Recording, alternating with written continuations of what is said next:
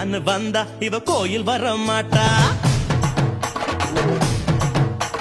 திருவிழான்னு வந்தா இவ கோயில் வர மாட்டா. அரிச்சந்திரம் போல இவ போய் பேச மாட்டா. கண்ணகிய போல இவ கோவப்பட மாட்டா. இன்னொரு விஷயம் கேளு. என்ன என்ன என்ன நீ இன்னொரு விஷயம் கேளு. நான் விட்ட